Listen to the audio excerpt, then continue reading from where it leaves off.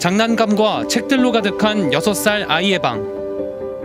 이런 것도 다 쿠팡에서 샀어요. 여기 있는 물건들 중에 네. 쿠팡에서 산 게 몇 퍼센트 된다고 보세요? 여기서요? 70%? 육아와 일을 함께하는 워킹맘 입장에서 쿠팡의 로켓 배송을 외면하기는 쉽지 않습니다. 다음날 아침 7시 정도에 배송이 되니까 미처 챙기지 못했던 아이 준비물이나 아니면 육아용품 같은 거, 그런 거에 있어서 너무 편리하죠. 육아랑 같이 일하기가 너무 힘든데 그때 쿠팡 이용하면은 손쉽게 제가 원하는 물건들 바로 집 앞에 오니까. 개인정보 유출 사태를 목격하면서 쿠팡을 끊을까 고민했지만 끝내 탈팡은 하지 못했습니다.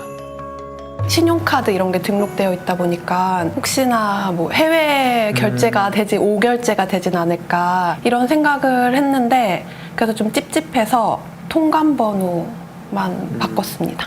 탈퇴하지 않은 이유는 그럼에도 불구하고 제 일상 속에서 쿠팡이 너무 편리해서. 월 8,000원의 로켓 배송과 무료 반품 혜택을 받고 OTT 쿠팡 플레이와 배달앱 연계 서비스까지 이용할 수 있다 보니 쉽게 탈퇴를 하지 못합니다. 쿠팡을 제외하면 이제 그런 서비스를 제공하고 있는 유통기업들이 없다 보니까 봉쇄 효과 또는 락인 효과라고 하는데 이 플랫폼은 이제 오프라인과는 다르게 한번 쓰기 시작하면 이제 그걸 소비자들이 다른 플랫폼으로 옮겨가기가. 쿠팡에 입점한 업체들의 사정도 들어봤습니다. 10여 년 전 쿠팡 초창기부터 입점했던 한 식품업체. 저렴한 수수료에 끌려 쿠팡 입점을 시작했고 판매량도 늘렸지만 점차 수수료가 올라갔습니다. 쿠팡에서 매입을 많이 해서 마진이 많이 남는다고 판단을 했어요. 처음부터 말하자면 악하게 그렇게 하진 않았거든요. 이제 15% 수수료를 이렇게 시작을 하다가 18%, 24%, 어느 순간에 이제 30% 이렇게 쭉쭉쭉 올라가더라고요. 광고비 등 각종 명목으로 사실상 반강제로 떼어가는 돈도 점점 늘어났다고 합니다.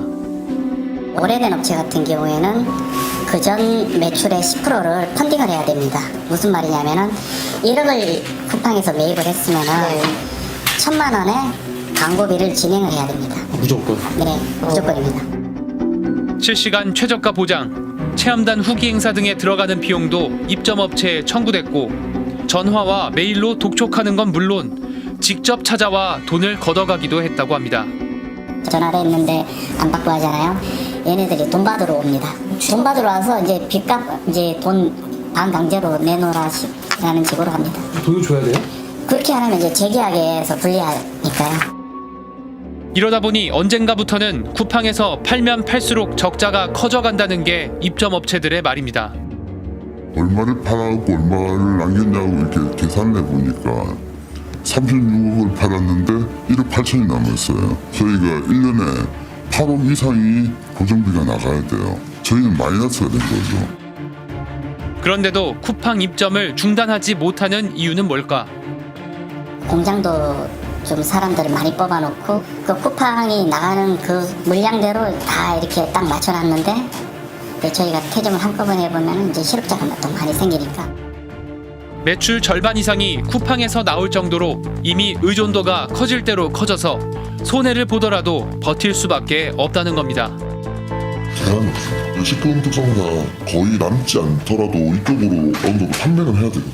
소비층이 이제 육아를 하는 어머니들이 많다 보니까 그래서 저희는 쿠팡을 빠질 수가 없는 거죠. 쿠팡은 초기 막대한 적자를 감수하면서도 소비자에겐 배달비 무료 정책을 유지했고 입점업체에겐 저렴한 수수료만 물리면서 시장을 급속하게 장악해 나갔습니다.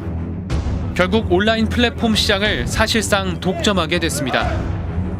쿠팡의 월간 앱 이용자 수는 지난해 12월 기준 3,485만 명으로 압도적 1위, 거래액도 국내 이커머스 시장 1위를 지키고 있습니다. 쿠팡의 횡포를 목격하면서도 소비자는 소비자대로 그리고 입점업체는 입점업체대로 빠져나오기 힘들 만큼 종속돼 버린 겁니다. 지금 점유율 1위 사업자이고 이제 입점업체들 입장에서는 당연히 쿠팡을 안 쓰면 다른 플랫폼을 통해서는 이제 매출을 내기 어려운 이런 문제가 있다 보니까 쿠팡처럼 플랫폼 시장을 독점하는 업체를 규제하기 위해 국회는 시장 지배적 플랫폼 사업자의 불공정 행위와 갑질을 막는 온라인 플랫폼법 제정을 추진해왔습니다. 공정한 시장 질서를 확립하기 위한 법안입니다. 특정 국가의 특정 기업을 차별하기 위한 것이 절대 아닙니다. 하지만 지난해 7월 미국 하원 법사위원회가 미국 기업을 차별하게 된다며 공정거래위원회에 공식 항의 서한을 보냈고, 한미 관세 협상 과정에서도 미국 정부가 비공개로 법 추진 중단을 요구하는 등 미국 측의 압박에 막혀 법 제정은 멈춰 있는 실정입니다.